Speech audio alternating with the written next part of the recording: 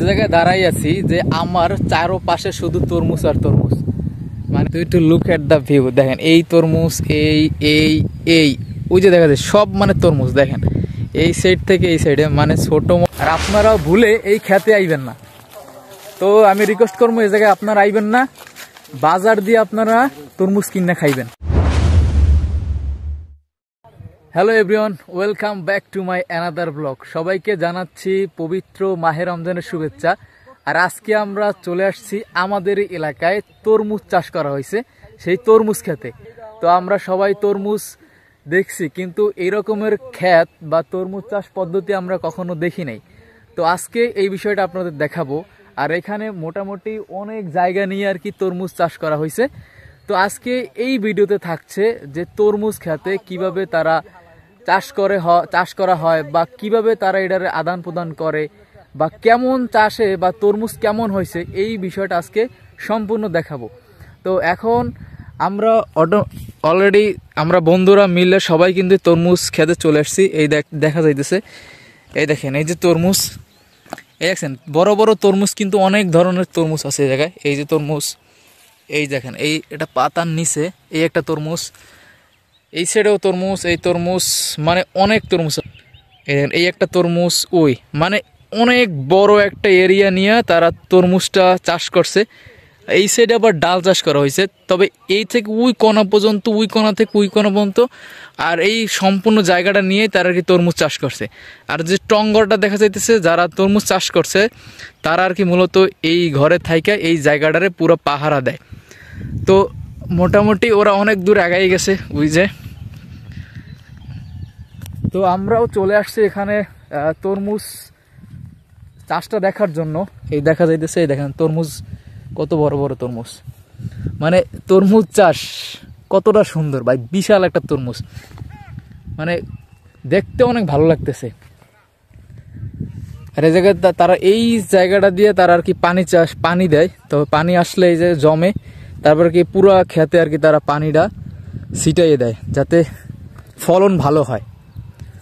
তো আজকে আমরা এখান থেকে তরমুজ নিব এবং আপনাদেরকে দেখাবো। আর কতটুকু মিষ্টি তা তো খেতে পারবো না সন্ধ্যার আগে, আর সন্ধ্যার আগে খেতে পারবো না কারণ এখন তো রমজান মাস। তো খেতে পারলে ভালো হইতো। এই যে এই একটা, এটা খুবই ছোট আছে। তো মোটামুটি অনেক তরমুজ আছে এই জায়গায়।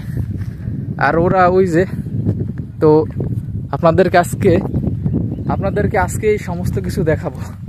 আচ্ছা, এই জায়গার যে তরমুজ চাষিরা, যারা তরমুজ চাষ করে, তারা মূলত এই জায়গায় থাকে, এই জায়গায় সবকিছু ঘুমায়, খাওয়া দাওয়া করে। এই যে গ্যাসের সিলিন্ডার, এই রান্না বান্নার সবকিছু আছে। তারা মূলত এই জায়গায় থাকেই এই জায়গাটারে সম্পূর্ণ পাহারা দেয়। আর চাষবাসের যত কাজকর্ম সব, এই যে দেখতেছেন কম্বল, লুঙ্গি, মানে রোদে শুকা দিয়ে রাখছে।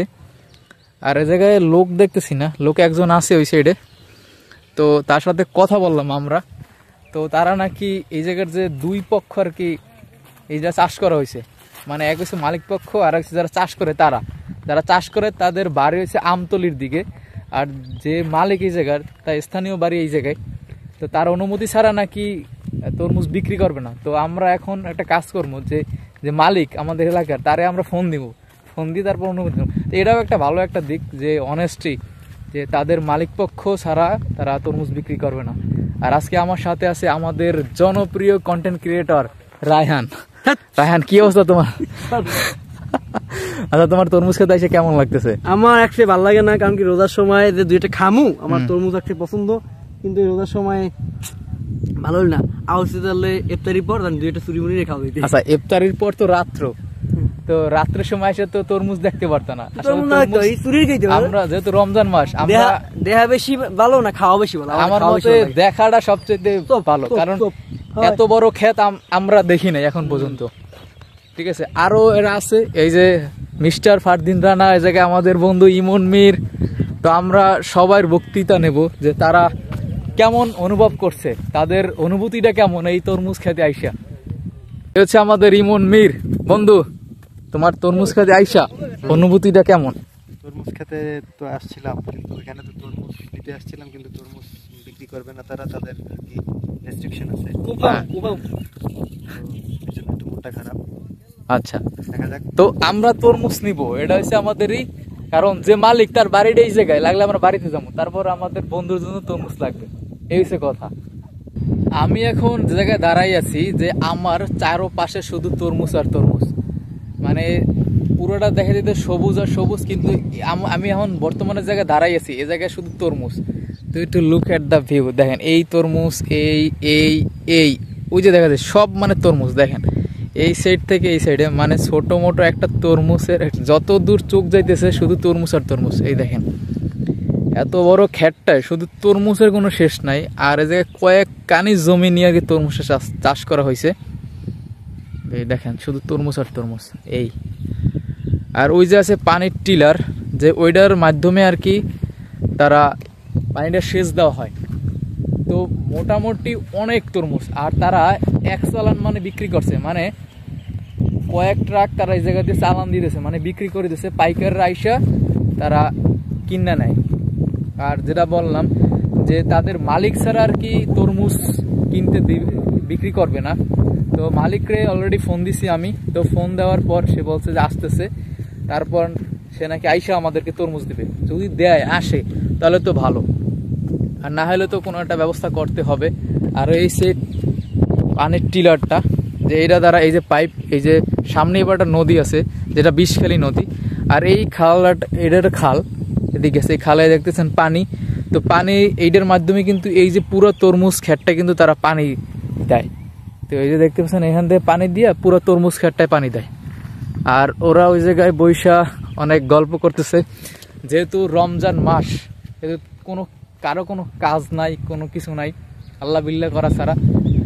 তো ওরা সবাই বসে আড্ডা দিতেছে, আমি ঘুরে ঘুরে ভিডিও করতেছি, বেশ অনেক ভালো লাগতেছে।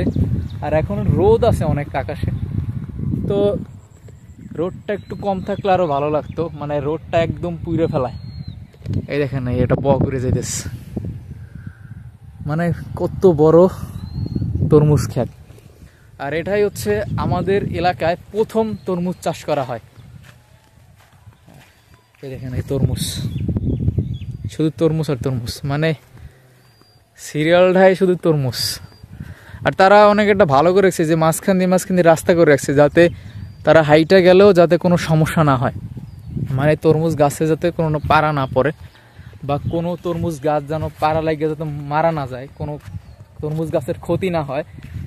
এই জন্য আর কি অনেক একটা ভালো একটা পদ্ধতি, মানে এইভাবে তারা করে রাখছে। এই যে মানে মাঝখান দিয়ে আইল তৈরি করে দিচ্ছে যাতে হাঁটতে সুবিধা হয়। আর ওরা সবাই জায়গায় বসা ওরা গল্প করতেছে। আমি আছি আমাদের সেই বিষখালী নদীর পাশে, মানে এখন আর এটা বড় নাই, অনেক ছোট হয়ে গেছে।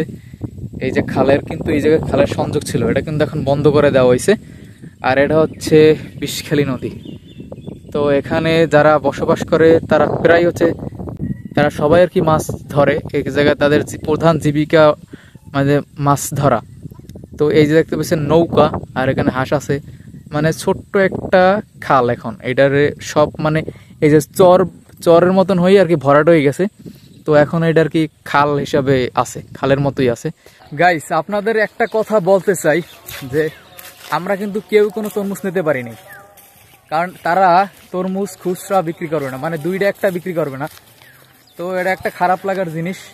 আর আপনারাও ভুলে এই খেতে আইবেন না, কারণ এটা একটা অপমানজনক একটা, মানে এই জায়গায় খেতে আসে খুশির জন্য, খুশি বিষয় একটা তরমুজ নেবে, কিন্তু তাদের কথাবার্তা এরকমের যাতে একটা অপমানজনক অবস্থা।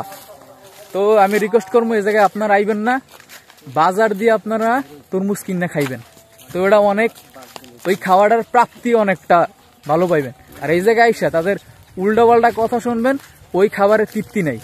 যেরকম আমরা যাইতেছি সবারই মাথা অলরেডি গরম, মানে একটা দুইটা তরমুজ তারা বিক্রি করবে না, মানে এই উদাহরণ ওই উদাহরণ এইসবের মধ্যে যাওয়ার কোনো প্রয়োজন নেই। তো আপনারা বাজার দিয়ে কিনে খাইবেন, বা হয়তো অন্য কোথাও খেতে গিয়ে কিনে খাইবেন, এটা সবচেয়ে বেটার। আমাদের এলাকায় আসার কোনো প্রয়োজন নাই। এই ভিডিওটা অনেকেই দেখবেন, তো সবাই এই জিনিসটা একটু লক্ষ্য রাখবেন। আইলে ঘুরে যাবেন, কিন্তু তরমুজ কেনার কথা ভাবেন না। আমাদের এলাকার এই আর কি চরটা কিন্তু অনেক বড় চর।